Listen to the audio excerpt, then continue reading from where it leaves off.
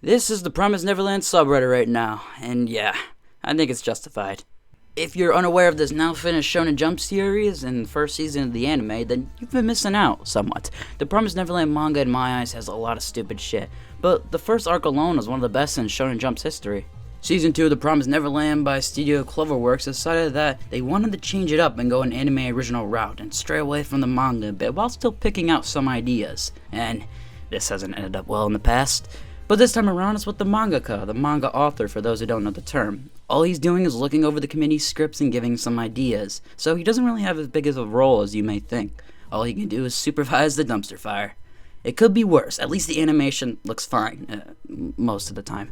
I've been keeping up with weekly, the monthly anime and manga for years now, having seen a large variety of goods and big ol' stinkers, and there's a lot of stinkers. It allowed me to come to a conclusion of what a good anime is. And it's all subjective unless you really just have that bad of taste. And I don't really consider any taste to be bad, it's just, it's not even worth getting into. So anyways, it kinda sucks. Yo, why is he looking at me like that? What's up, little bud? You got a staring problem, pal? Like what, dude? He's just looking at you. He's a baby. Look at his face. Dumb little face. It isn't awful like a lot of the weebs are saying, but oh lord, it's really disappointing and the internet is expressing that fully.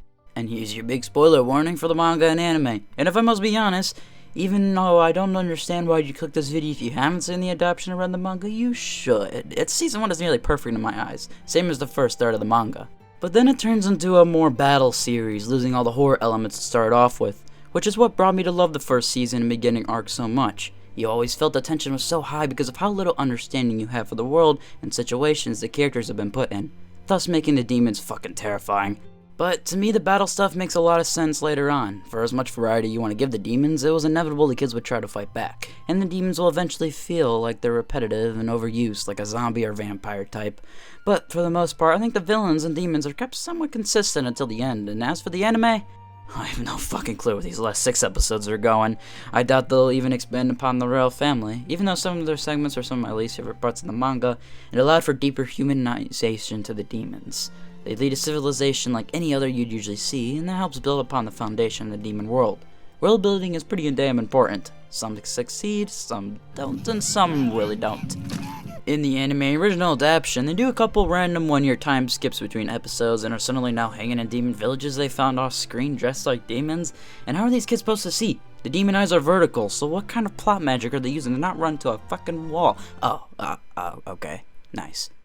Everything just plays out so rushed, so many are saying that they're trying to rush the whole series in the last season, and how the fuck did they think they're gonna— oh, they skipped to the longest arc from the manga.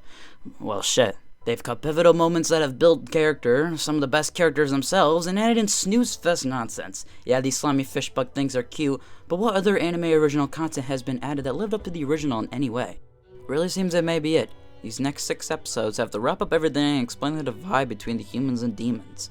If that's the case, I doubt they'll show back 1,000 years. I doubt we'll see Lucas or Yugo. I doubt we'll even see Emma kill a demon when every kid in manga massacres them. Of course it's warranted, but now we haven't seen a single gun in the hands of a child. That sounds kind of terrible, but shit really goes down. Oh no, the family died. How depressing. You know, they could have taken these demon characters and given Emma and the family an opportunity to understand the demons and how they're trying to live normal lives too, and the demons come to a mutual understanding that maybe the humans are better than just a snack, but nope. Remember when Emma learns that a demon's weak points are the eyes out of analyzing and learning on her own in a life or death situation? Well, now that's just exposition from Sonju. Things are just given to us so quickly that I literally feel awful for the people who haven't read the manga. I see y'all confused as hell. Now, Norman back this quick, I see no good future for this adaptation. And I think this is one of the most butchered moments compared to its counterpart. At least the YouTubers liked it. The manga actually gave you hints leading up to the reveal. Everything emotional is cut loose by especially it being a fucking cliffhanger. But of course, that's the anime way.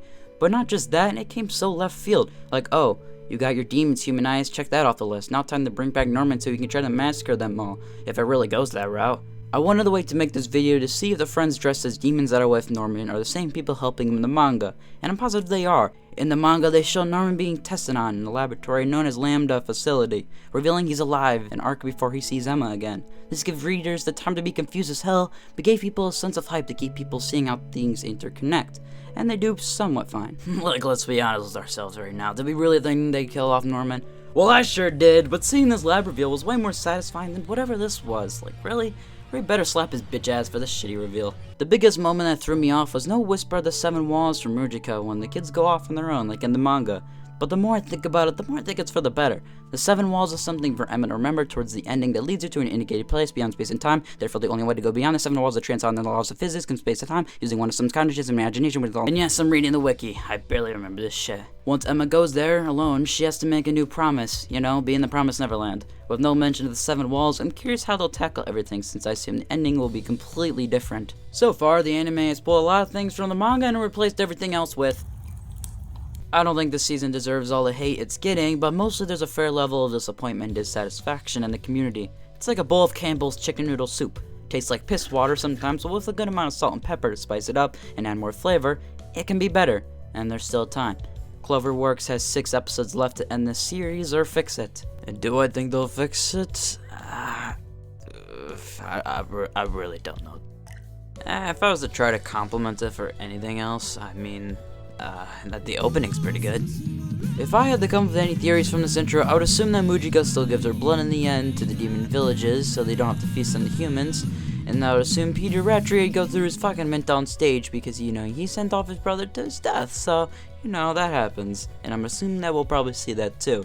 So Norman will probably take on the roles William Minerva, and fooling all the demons to their death. So, you know, Norman just commits mass genocide, but yeah, it was a pretty interesting arc. I'd be real interested to see how they do that if they decide to go that route, but, you know, they cut Goldie Pond.